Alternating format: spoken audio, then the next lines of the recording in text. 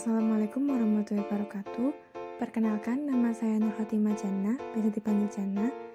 Dan di samping saya ada rekan saya bernama Pramestika Adi Gustian, biasa dipanggil Prames. Kami berasal dari pemerintah Kota Pekalongan, Dinas Kesehatan, dengan formasi perawat ahli pertama. Kami merupakan peserta Latsar CPNS 2021 PPSDM Kemendagri Regional Yogyakarta, gelombang 8, angkatan 62. Pada saat ini kami akan berdiskusi tentang gagasan ASN beraneka dan bagaimana contoh penerapannya dalam kehidupan sehari-hari. Menurut Mbak Prames, gagasan ASN beraneka itu apa sih? Dan bagaimana contoh penerapannya di lingkungan kerja Mbak Prames sebagai perawat? Baik, terima kasih atas waktunya Mbak Jannah. Sebelumnya di sini saya akan menjelaskan dalam Undang-Undang Republik Indonesia Nomor 5 Tahun 2014 yang dimaksud dengan aparatur sipil negara atau ASN adalah profesi bagi pegawai negeri sipil dan pegawai pemerintah dengan perjanjian kerja yang bekerja pada instansi pemerintah. Fungsi dari ASN yaitu melaksanakan kebijakan publik yang dibuat oleh pejabat pembina kepegawaian sesuai dengan ketentuan peraturan perundang-undangan untuk memberikan pelayanan publik yang profesional, berkualitas, dan mempererat persatuan dan kesatuan bangsa. Untuk menjadi seorang pelayan publik yang profesional diperlukan pembekalan kepada PNS dengan nilai-nilai dasar profesi ASN yang dikenal dengan aneka, yaitu akuntabilitas, nasionalisme, etika publik, komitmen mutu, dan anti korupsi. Poin yang pertama dari aneka yaitu akuntabilitas. Akuntabilitas adalah kewajiban pertanggungjawaban yang harus dicapai. Akuntabilitas merujuk pada kewajiban setiap individu, kelompok, atau institusi untuk memenuhi tanggung jawab yang menjadi amanahnya. Indikator dari nilai-nilai dasar akuntabilitas yaitu yang pertama adalah kepemimpinan, yaitu dengan memberi contoh kepada orang lain, memiliki komitmen yang tinggi dalam melakukan pekerjaan. Yang kedua yaitu ada transparansi, yang tujuannya mendorong komunikasi dan kerjasama, meningkatkan akuntabilitas dalam keputusan-keputusan, dan meningkatkan kepercayaan dan keyakinan kepada pimpinan. Selanjutnya ada integritas, yaitu kesesuaian antara perkataan dan tindakan. Kemudian poin yang keempat yaitu ada tanggung jawab, di mana ada kewajiban dari setiap individu atau lembaga terhadap setiap tindakan yang telah dilakukan. Poin yang kelima yaitu ada keadilan yang merupakan landasan utama dari akuntabilitas. Poin yang keenam yaitu ada kepercayaan, di mana lingkungan akuntabel ada dari hal-hal yang dapat dipercaya. Kemudian ada keseimbangan, yaitu kinerja yang baik harus disertai keseimbangan kapasitas sumber daya dan keahlian yang dimiliki.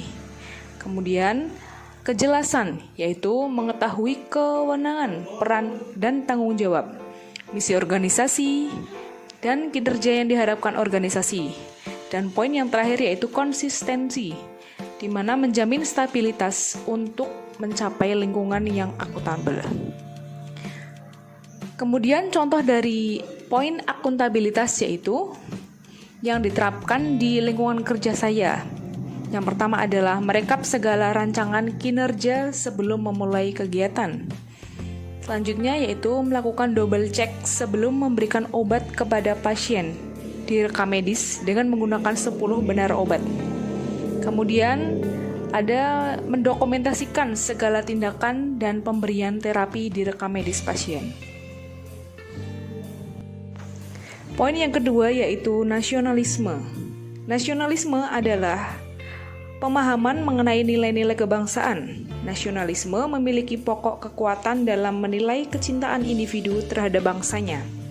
Salah satu cara untuk menumbuhkan semangat nasionalisme adalah dengan menanamkan dan mengamalkan nilai-nilai Pancasila, pengalaman nilai-nilai luhur yang terkandung di dalamnya. Setiap penyelenggara negara, baik di pusat maupun di daerah. Sila pertama yaitu ketuhanan yang Maha Esa. Nilai ini mengandung arti adanya pengakuan dan keyakinan bangsa terhadap adanya Tuhan sebagai pencipta alam semesta. Nilai ini menyatakan bahwa bangsa Indonesia merupakan bangsa yang religius, bukan bangsa ateis. Kemudian sila yang kedua yaitu kemanusiaan yang adil dan beradab. Nilai ini mengandung arti adanya kesadaran sikap dan perilaku sesuai dengan nilai moral dalam hidup bersama atas dasar tuntutan hati nurani dengan memperlakukan segala sesuatu sebagaimana mestinya. Sila yang ketiga yaitu persatuan Indonesia. Sila ini mengandung nilai bahwa makna usaha ke arah bersatu dalam kebulatan rakyat untuk membina rasa nasionalisme dalam negara kesatuan Republik Indonesia. Persatuan Indonesia sekaligus mengakui dan menghargai sepenuhnya terhadap keanekaragaman yang dimiliki bangsa Indonesia. Sila yang keempat yaitu kerakyatan yang dipimpin oleh hikmat, kebijaksanaan dalam permusyawaratan perwakilan. Sila ini mengandung makna bahwa suatu pemerintahan dari rakyat, oleh rakyat dan untuk rakyat, dengan cara musyawarah, mufakat melalui lembaga perwakilan. Dan sila yang kelima yaitu keadilan sosial bagi seluruh rakyat Indonesia. Sila ini mengandung makna sebagai dasar tujuan yaitu tercapainya masyarakat Indonesia yang adil dan makmur, lahiriah dan batiniah. Kemudian contoh dari nasionalisme yang diterapkan di lingkungan kerja saya yaitu seperti mengamalkan nilai-nilai Pancasila dengan bergotong royong dan membantu sesama. Kemudian memakai batik di tempat kerja sebagai wujud kebanggaan terhadap produk dalam negeri yaitu cinta tanah air. Kemudian cuci tangan untuk menghindari penyebaran infeksi yang dapat melindungi diri sendiri maupun orang lain. Selalu memakai APD saat melakukan tindakan dan membuang sampah pada tempatnya. Misalnya, membuang sampah medis di plastik kuning dan membuang sampah jarum atau benda-benda tajam pada safety box. Seperti itu. Selanjutnya yaitu poin ketiga, etika publik. Adalah refleksi tentang standar atau norma yang menentukan baik buruk, benar atau salah perilaku, tindakan, dan keputusan untuk mengarahkan kebijakan publik dalam rangka menjalankan tanggung jawab pelayanan publik.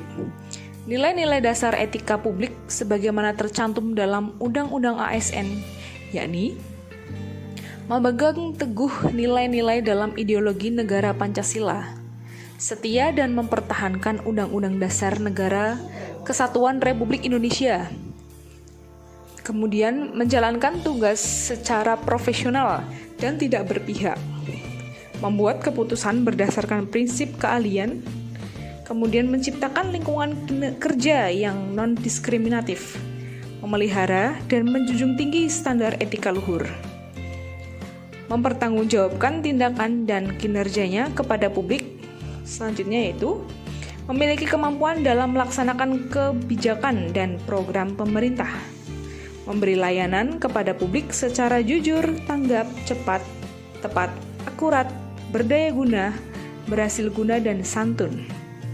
Mengutamakan kepemimpinan berkualitas tinggi, menghargai komunikasi, konsultasi, dan kerjasama. Kemudian mengutamakan pencapaian hasil dan mendorong kinerja pegawai.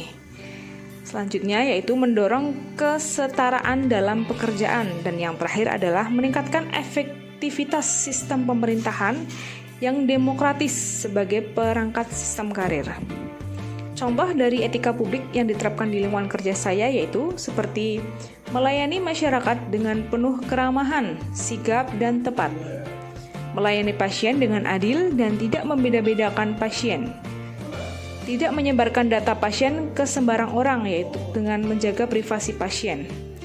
Dan selanjutnya yaitu ada menjaga privasi pasien ketika melakukan tindakan. Dan untuk poin komitmen mutu dan anti korupsi akan dijelaskan oleh Mbak Jana. Monggo Mbak Jana, saya persilakan untuk menjelaskan. Poin keempat dari Aneka yaitu komitmen mutu. Hal ini berarti bahwa dalam memberikan pelayanan yang bermutu kepada masyarakat, aparatur sipil negara harus berlandaskan terhadap prinsip efektivitas, efisiensi, dan inovasi. nilai-nilai dasar dan kode etik layanan publik sebagaimana telah dituangkan dalam UU Nomor 5 Tahun 2014 tentang ASN secara keseluruhan mencerminkan perlunya komitmen mutu dari setiap aparatur dalam memberikan layanan apapun bidang layanannya dan kepada siapapun layanan itu diberikan. Hal ini berarti bahwa target utama kinerja aparatur yang berbasis komitmen mutu yaitu mewujudkan kepuasan masyarakat yang menerima layanan tersebut. Apalagi jika dikaitkan dengan 3 fungsi utama pegawai ASN dalam pasal 10, yaitu sebagai pelaksana kebijakan publik, pelayan publik, dan perekat dan pemersatu bangsa, maka dalam implementasi fungsi tersebut, pegawai ASN harus menunjukkan perilaku yang komitmen terhadap mutu, bukan hanya sekedar menggugurkan kewajiban formal atau menjalankan rutinitas pelayanan. Sebagai contoh penerapan komitmen mutu dalam kehidupan sehari-hari sebagai perawat, kami biasanya bekerja dengan cepat dan tepat untuk meraih efektivitas dan efisiensi kinerja. Kemudian kami juga memantau kondisi pasien yang isoman, bisa dengan menggunakan via SMS atau WA untuk mengurangi kontak fisik dengan pasien. Kemudian, melakukan kunjungan ke rumah pasien yang memerlukan pemantauan secara langsung. Poin yang kelima atau poin terakhir dari Aneka yaitu anti korupsi. Kata korupsi berarti sebuah kerusakan, kebobrokan, dan kebusukan. Sesuai dengan arti katanya, korupsi sering dikatakan sebagai kejahatan luar biasa. Karena dampaknya yang luar biasa dapat menyebabkan kerusakan, baik dalam ruang lingkup pribadi, keluarga, masyarakat, atau bernegara. Kerusakan yang diakibatkan oleh korupsi tidak hanya terjadi dalam kurun waktu yang pendek, namun dapat berdampak secara jangka panjang. Sikap sadar anti korupsi merupakan sikap ASN yang mengandung nilai-nilai dasar anti korupsi.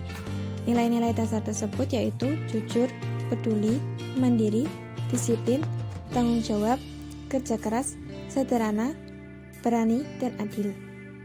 Sebagai contoh penerapan sikap anti korupsi dalam kehidupan sehari-hari yaitu kita bisa bekerja dengan jujur dan tidak mau menerima suap ataupun gratifikasi yang diberikan. Datang dan pulang kerja sesuai jam kerja merupakan salah satu sikap anti korupsi yang bisa diterapkan. Oke, terima kasih Mbak Janah atas penjelasannya. Semoga kita bisa menjaga integritas sebagai seorang ASN.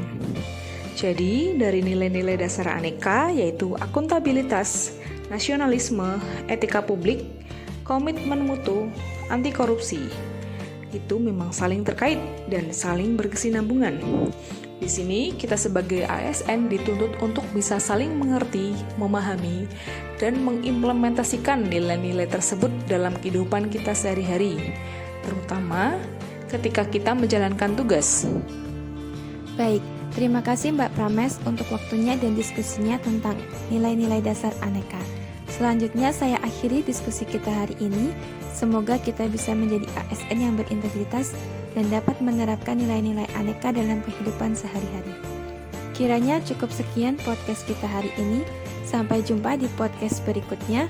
Terima kasih Sobat Aneka. Wassalamualaikum warahmatullahi wabarakatuh.